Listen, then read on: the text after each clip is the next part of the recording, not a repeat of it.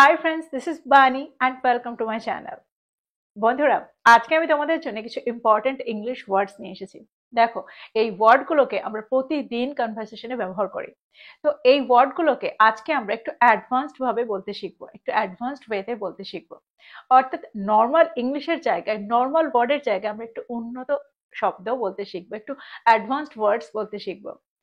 যে ওয়ার্ডটাকে আমরা খুব সহজেই সেন্টেন্সে ব্যবহার করতে পারি, খুব নর্মাল ইংলিশ মনে হয়, সেই ওয়ার্ডের জায়গায় একটা উন্নত শব্দ ব্যবহার করে, একটা উন্নত ইংলিশ ওয়ার্ড ব্যবহার করে আমরা আমাদের সেন্টেন্সটাকে একটু উন্নত তৈরি করতে পারি, একটু অ্যাডভান্সড তৈরি করতে পারি। আজকে আমরা সেরকমই কিছু শব্দ শিখবো, সেরকমই কিছু ইংলিশ ওয়ার্ড শিখবো। আর প্রত্যেকটা ওয়ার্ডকে সেন্টেন্সের মধ্যে দিয়ে আমি তোমাদেরকে বুঝিয়ে দেওয়ার চেষ্টা করবো, এক্সাম্পলের মধ্যে দিয়ে তোমাদেরকে বুঝিয়ে দেওয়ার চেষ্টা করবো সেন্টেন্সে এগুলোকে ঠিক কিভাবে ব্যবহার করতে হয়। তো আজকের ভিডিওটা কিন্তু খুব ইম্পর্টেন্ট, তোমরা কোথাও যাবে না, আমার সাথে ভিডিওটা একদম শেষ পর্যন্ত থাকবে। যারা চ্যানেলে নতুন, অর্থাৎ প্রথম আমার ভিডিও দেখছো, তারা প্লিজ চ্যানেলটাকে সাবস্ক্রাইব করে নিও, তাহলে যখনই আমি ভিডিও আপলোড করবো তোমরা নোটিফিকেশন পেয়ে যাবে। তো আর দেরি না করে চলো শুরু করা যাক আজকের ভিডিও। সবার আগে আমরা যে ওয়ার্ডটা দেখবো সেটা হলো ধারণা। দেখো, ধারণা এই বাংলা ওয়ার্ডটাকে আমরা যখন ইংরেজিতে ট্রান্সলেট করি তখন আমরা ব্যবহার করি আইডিয়া। কিন্তু এই আইডিয়ার জায়গায় যদি আমরা একটা অ্যাডভান্সড ওয়ার্ডের ব্যবহার করতে চাই তাহলে আমরা ব্যবহার করতে পারি কনসেপশন। দেখো, কনসেপশনের অর্থ কিন্তু ধারণা। সেন্টেন্সে আমরা আইডিয়ার জায়গায় কনসেপশনকে ব্যবহার করতে পারি। এক্সাম্পল দেখো, যদি আমি বলি এটা কতটা কঠিন হবে তার কোনো ধারণা আমার ছিল না। I had no conception of how difficult it would be. I had no conception of how difficult it would be. দেখো, এখানে কিন্তু আমরা আইডিয়ারও ব্যবহার করতে পারতাম, আমরা এটাও বলতে পারতাম I had no idea of how difficult it would be. তো তোমরা বুঝতে পারছো সেন্টেন্সে আমরা আইডিয়াকে সরিয়ে একটা দারুণ ওয়ার্ডকে কি করে ব্যবহার করতে পারলাম, একটা অ্যাডভান্সড ওয়ার্ডকে কি করে ব্যবহার করলাম। আর একটা এক্সাম্পল দেখো, যদি আমি বলি তার স্বাধীনতার ধারণাটা আমার থেকে আলাদা। His conception of freedom differs from mine. His conception of freedom differs from mine.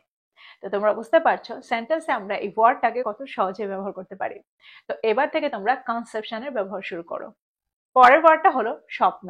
দেখো, স্বপ্ন বোঝাতে আমরা ড্রিমের ব্যবহারই করে থাকি, কিন্তু ড্রিমের জায়গায় আমরা আরো একটা অ্যাডভান্সড ওয়ার্ডের ব্যবহার করতে পারি, সেটা হলো ভিশন। আমরা ড্রিমের জায়গায় ভিশনের ব্যবহারও করতে পারি। এক্সাম্পল দেখো, তার ভবিষ্যতের জন্য তার একটা পরিষ্কার স্বপ্ন আছে। She has a clear vision for her future. She has a clear vision for her future. আর একটা এক্সাম্পল দেখো, একটা সবুজ শহর তৈরি করার তাদের স্বপ্নটা প্রশংসনীয়। Their vision to create a green city is commendable. Their vision to create a green city is commendable. তো তোমরা বুঝতে পারছো সেন্টেন্সে আমরা ভিশনকে কিভাবে ব্যবহার করছি, কোন অর্থে ব্যবহার করছি। আমার মনে হয় এবার তোমরা ভিশনকে খুব সহজেই সেন্টেন্সে ব্যবহার করতে পারবে। এবার আমরা দেখবো এর পরের ওয়ার্ডটা। পরের বাংলা শব্দটা হলো গভীর। দেখো, গভীর বোঝাতে আমরা ডিপের ব্যবহারই বেশিরভাগ করে থাকি, কিন্তু ডিপের জায়গায় এই নর্মাল ওয়ার্ডটার জায়গায় আমরা একটা অ্যাডভান্সড ওয়ার্ডের ব্যবহার করতে পারি, সেটা হলো প্রোফাউন্ড। আমরা এখানে প্রোফাউন্ডের ব্যবহার করতে পারি। এক্সাম্পল দেখো, যদি আমি বলি সিনেমাটা আমার উপর একটা গভীর প্রভাব ফেলেছিল। The movie left a profound impression on me. The movie left a profound impression on me. আর একটা এক্সাম্পল দেখো, যদি আমি বলি কবিতাটার একটা গভীর অর্থ ছিল যেটা আমার হৃদয় ছুঁয়ে গিয়েছিল। সেন্টেন্সটা কি হবে? The poem had a profound meaning that touched my heart. The poem had a profound meaning that touched my heart. তিনি পরিস্থিতিটার একটা গভীর বিশ্লেষণ দিয়েছিলেন। He gave a profound analysis of the situation. He gave a profound analysis of the situation. তো আমার মনে হয় এই ওয়ার্ডটাকেও তোমরা বুঝতে পারলে সেন্টেন্স আমরা প্রোফাউন্ডকে কি করে ব্যবহার করছি। এবার আমরা দেখবো পরেরটা। পরেরটা হলো দুর্বল। দেখো, দুর্বল বোঝাতে আমরা উইকের ব্যবহারই বেশিরভাগ করে থাকি, কিন্তু এটা একটা নর্মাল ওয়ার্ড। এটার জায়গায় আমরা একটা অ্যাডভান্সড ওয়ার্ডের ব্যবহার করতে পারি, এটা হলো ফ্রাজাইল। দেখো, ফ্রাজাইল এই ওয়ার্ডটার অর্থ হলো ভঙ্গুর, যেটা সহজেই ভেঙে যায়। তো এটাকেও আমরা দুর্বলের জায়গায় ব্যবহার করতে পারি। দুর্বলের অর্থ হলো সহজে ভেঙে পড়া। এক্সাম্পল দেখো, সেতুটি দুর্বল এবং ভারী লোডের নিচে ভেঙে পড়তে পারে। সেন্টেন্সটা কি হবে? The bridge is fragile and might collapse under heavy load. The bridge is fragile and might collapse under heavy load. আর একটা এক্সাম্পল দেখো, তার দুর্বল অনুভূতিগুলো শক্ত কথায় বা কঠিন কথায় সহজেই আঘাত পেয়েছিল। His fragile emotions were easily hurt by the harsh words. পরের ওয়ার্ডটা হলো সতর্ক। দেখো, সতর্ক বোঝাতে আমরা কেয়ারফুল এর ব্যবহার বেশিরভাগ করে থাকি। কেয়ারফুল এর জায়গায় আমরা মেটিকুলাস এই ওয়ার্ডটা ব্যবহারও করতে পারি। দেখো, মেটিকুলাস এর অর্থ হলো খুব সতর্ক।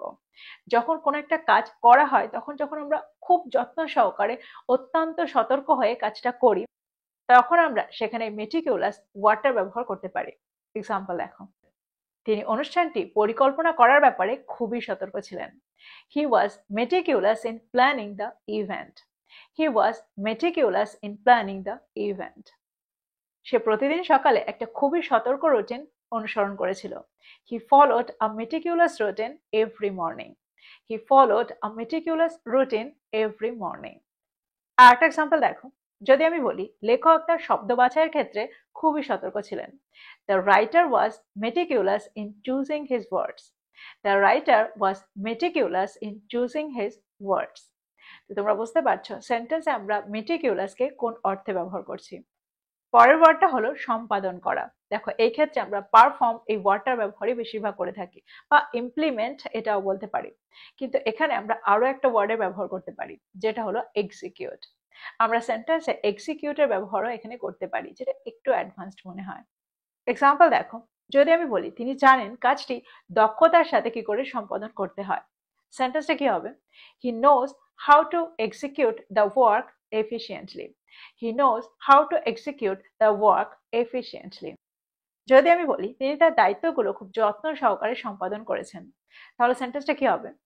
She executed her duties with great care.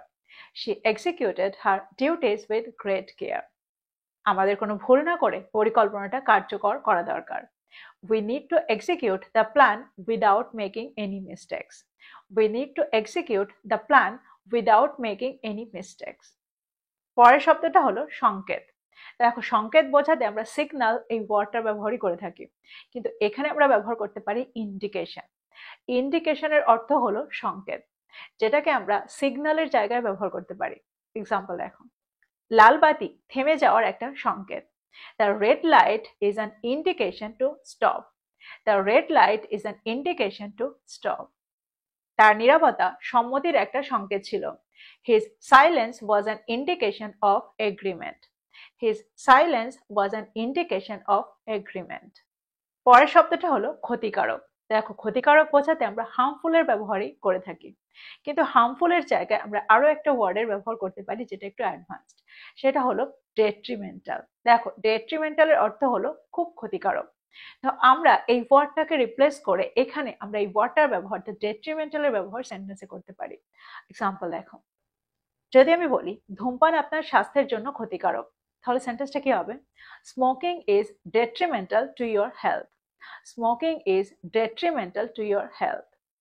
আরেকটা এক্সাম্পল দেখো, নেতিবাচক চিন্তা আপনার সুখের জন্য ক্ষতিকারক হতে পারে। Negative thoughts can be detrimental to your happiness. Negative thoughts can be detrimental to your happiness. তো এক্সাম্পল দুটোর মধ্যে দিয়ে আমার মনে হয় তোমরা বুঝতে পারলে সেন্টেন্স আমরা ডেট্রিমেন্টাল এই ওয়ার্ডটাকে কি করে ব্যবহার করছি। এবার আমরা দেখবো এর পরেরটা।